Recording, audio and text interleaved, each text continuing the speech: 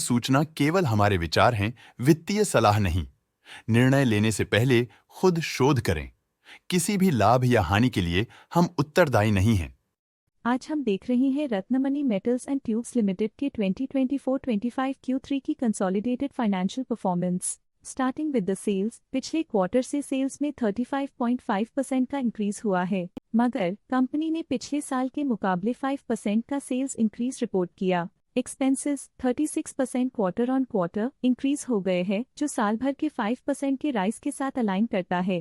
Quarterly sales के comparison में expenses increase होना दिखाता है कंपनी ने एक्सपेंसेस मैनेज करने के लिए स्ट्रगल किया। कंपनी ने पूरी साल के दौरान चैलेंजेस का सामना किया। ऑपरेटिंग प्रॉफिट, जो पिछले साल के कंपैरिजन में 2% अप हुआ है, quarter on quarter around 33% increase हुआ है। Operating profit margin OPM annual basis पे -0.5% से डिक्रीज हुआ है और पिछले क्वार्टर के कंपैरिजन में -0.5% से डिक्रीज हुआ है। एक्सेप्शनल आइटम्स को ऐड करके अदर इनकम पिछले क्वार्टर के कंपैरिजन में -4.5% गिर गई, बावजूद इसकी ईयरली ग्रोथ 23% हुई है। इंटरेस्ट एक्सपेंसेस पिछले क्वार्टर से -45% डाउन हुआ, लेकिन ईयर ओवर ईयर डिक्रीज -41% हुआ है। डिप्रिशिएशन कॉस्ट में 4% का क्लाइम देखने को मिला और ईयरली बेसिस पे 9% का इंक्रीज देखा गया। प्रॉफिट बिफोर टैक्स एनुअली 5.5% बढ़ा, लेकिन प्रोसीडिंग क्वार्टर से 41% बढ़ा है। इस साल कंपनी ने 25.5% टैक्स पे किया और क्वार्टरली कंपनी ने 29% टैक्स पे किया है। नेट प्रॉफिट ने ईयर ऑन ईयर 0% का इंक्रीज दिखाया, लेकिन लास्ट क्वार्टर से 34% का इंक्रीज हुआ है। इस क्वार्टर में कंपनी का परफॉर्मेंस काफी अच्छा रहा। वहीं अगर एनुअल एनालिसिस की बात करें तो इस साल कंपनी का परफॉर्मेंस ठीक रहा। अर्निंग्स पर शेयर EPS में साल भर में 0% का इंक्रीज देखा गया, लेकिन क्वार्टरली में 34% की बढ़ोतरी भी नजर आई। इस क्वार्टर में कंपनी का EPS काफी अच्छा रहा। Ratnamani metals and tubes limited के फाइनेंशियल स्नैपशॉट को रिव्यू करते हुए कुछ मुख्य ट्रेंड्स सामने आए हैं जो कंपनी की परफॉर्मेंस पे रोशनी डालते हैं। दिसंबर 2021 से दिसंबर 2024 तक Ratnamani metals and tubes limited की फाइनेंशियल जर्नी में सबसे पहले बात करते हैं सेल्स की। इस साल -2% की कमी के बावजूद पिछले 4 सालों में सेल्स में 73.5% की वृद्धि हुई है। इस साल सेल्स में गिरावट आई है, लेकिन पिछले 2 साल में अच्छी ग्रोथ हुई थी, जो एक अस्थायी रुकावट को दर्शाता है। अब बात करते हैं एक्सपेंसेस की। इस साल एक्सपेंसेस 3% बढ़े हैं और 4 सालों में 78% का इजाफा हुआ है। इस साल हालांकि एक्सपेंसेस सेल्स से थोड़ा ज्यादा बढ़े हैं, मगर ग्रोथ रेट्स का करीब होना स्टेडी ऑपरेशनल कॉस्ट को दर्शाता है। इस साल ऑपरेटिंग प्रॉफिट -23% कम हुआ, लेकिन पिछले 4 सालों में 51% का इजाफा हुआ है। इस साल ऑपरेटिंग प्रॉफिट में कमी आई है, लेकिन पिछले 2 साल की वृद्धि रेजिलियंस को दर्शाता है, जो एक अस्थायी मार्केट को संकेत करता है। इस साल नेट प्रॉफिट में -15% की गिरावट हुई, लेकिन पिछले 4 सालों में 66% की बढ़ोतरी हुई है, जो कंपनी की मजबूती दिखाता है। इस साल नेट प्रॉफिट में आई कमी के बावजूद पिछले सालों में हुई पॉजिटिव वृद्धि एक अस्थायी मार्केट एडजस्टमेंट को दर्शाता है। इस साल EPS में -15% की कमी के बावजूद लंबी अवधि में देखा जाए तो 10.5% की मजबूत वृद्धि हुई है। इस साल EPS में कमी आने के बावजूद पिछले सालों की ग्रोथ कंपनी की मजबूत ओवरऑल परफॉर्मेंस को अंडरलाइन करती है। चलिए अब बात करते हैं शेयर होल्डिंग पैटर्न की। रत्नमणि मेटल्स एंड ट्यूब्स की शेयर होल्डिंग रिपोर्ट्स कुछ इस प्रकार की हैं, जो दिसंबर 2024 के 31 तक चलता है। ये रिपोर्ट कंपनी के शेयर्स की डिटेल्ड जानकारी देता है, जिसमें promoters, promoter groups, foreign investors, public investors और सरकारी एंटिटीज शामिल हैं।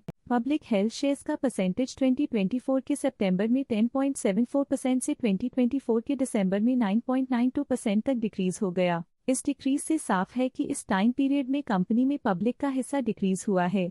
जब कंपनी के शेयर्स का अधिकतम हिस्सा प्रमोटर्स, FII, DII या गवर्नमेंट के पास होता है, तब ये माना जाता है कि कंपनी मजबूत हाथों में है, जो स्थिरता और मजबूत समर्थन को दर्शाता है और इस मार्केट की स्थिरता बनी रहती है। DII, डोमेस्टिक इंस्टीट्यूशनल इन्वेस्टर्स, ने अपना शेयर होल्डिंग सितंबर 2024 में 16.76% से दिसंबर 2024 में 18.74% तक इंक्रीज किया।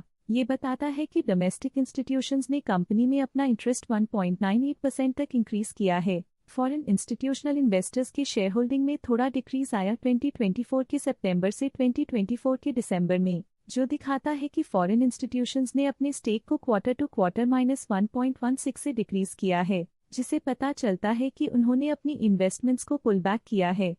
ये था कंपनी का करंट शेयर होल्डिंग पैटर्न। चलिए देखते हैं कुछ इंटरेस्टिंग प्रमोटर डील्स जो हाल ही में कंप्लीट हुई। 3 दिसंबर 2024 को Arunaben Chunnilal Sanghvi jointly with Prakash M Sanghvi ने 3.5 लाख शेयर्स एग्जिट कर लिए। 3 दिसंबर 2024 को Mahendra Kumar Chunnilal Sanghvi jointly with Usha M Sanghvi and Prakash M Sanghvi ने 2.1 लाख शेयर्स इन्वेस्ट किया। 3 दिसंबर 2024 को Vijay Chunnilal Sanghvi jointly with Chandra Sanghvi and Prakash M Sanghvi ने 1.4 लाख शेयर्स इन्वेस्ट किया। इस क्वार्टर के प्रमोटर डील्स के विश्लेषण को समाप्त करते हुए हम उम्मीद करते हैं कि आपको ये जानकारियां नई इनसाइट्स प्रदान करती होंगी। चलिए देखते हैं कुछ इंटरेस्टिंग FII डील्स जो हाल ही में कंप्लीट हुई। 4 दिसंबर 2024 को नालंदा इंडिया फंड लिमिटेड ने 7.9 लाख शेयर्स की बिक्री की 3,335 रुपीस पर यूनिट के हिसाब से, जिसका टोटल 261.8 करोड़ था। इस क्वार्टर के FII डील्स के विश्लेषण को समाप्त करते हुए हम उम्मीद करते हैं कि आपको ये जानकारियां नई इनसाइट्स प्रदान करती होंगी। आइए देखते हैं इस क्वार्टर के DII डील्स ने बाजार को किस तरह प्रभावित किया है। 4 दिसंबर 2024 को SBI म्यूचुअल फंड ने 7.6 लाख शेयर्स अपने पोर्टफोलियो में शामिल किए 3,335 रुपीस पर यूनिट के हिसाब से, जिसका टोटल था 251.8 करोड़। 4 दिसंबर 2024 को टाटा म्यूचुअल फंड ने 30,000 शेयर्स इन्वेस्ट किया 3,335 रुपीस पर यूनिट के हिसाब से, जिसका टोटल था 10 करोड़। इस क्वार्टर के DII डील्स के विश्लेषण को समाप्त करते हुए हम उम्मीद करते हैं कि आपको ये जानकारियां नई इनसाइट्स प्रदान करती होंगी। चलिए देखते हैं कुछ इंटरेस्टिंग म्यूचुअल फंड डील्स जो हाल ही में कंप्लीट हुई। 4 दिसंबर 2024 को SBI म्यूचुअल फंड ने 7.6 लाख शेयर्स खरीदे 3,335 रुपीस पर यूनिट के हिसाब से, जिसका टोटल 251.8 करोड़ था। 4 दिसंबर 2024 को टाटा म्यूचुअल फंड ने 30,000 शेयर्स खरीदे 3,335 रुपीस पर यूनिट के हिसाब से, जिसका टोटल 10 करोड़ था। इस क्वार्टर के म्यूचुअल फंड डील्स के विश्लेषण को समाप्त करते हुए हम उम्मीद करते हैं कि आपको ये जानकारियां नई इनसाइट्स प्रदान करती होंगी। अब नजर डालते हैं रत्नमणि मेटल्स एंड ट्यूब्स के स्टॉक रिकमेंडेशन पे। इस स्टॉक का करंट प्राइस 3,386 रुपीस चल रहा है। शेर खान ने स्टॉक की होल्ड रिकमेंडेशन दी थी। उन्होंने स्टॉक का टारगेट प्राइस 3,950 का अनुमान लगाया था। रिकमेंडेशन के समय स्टॉक का प्राइस 3,643.45 चल रहा था, जो करंट प्राइस से 16.6% अप है। आज के लिए फाइनेंशियल सेक्टर में इतना ही। देखने के लिए धन्यवाद। स्टॉक लेटेस्ट न्यूज अपडेट के लिए चैनल को सब्सक्राइब करें और वीडियो को लाइक एंड शेयर करें।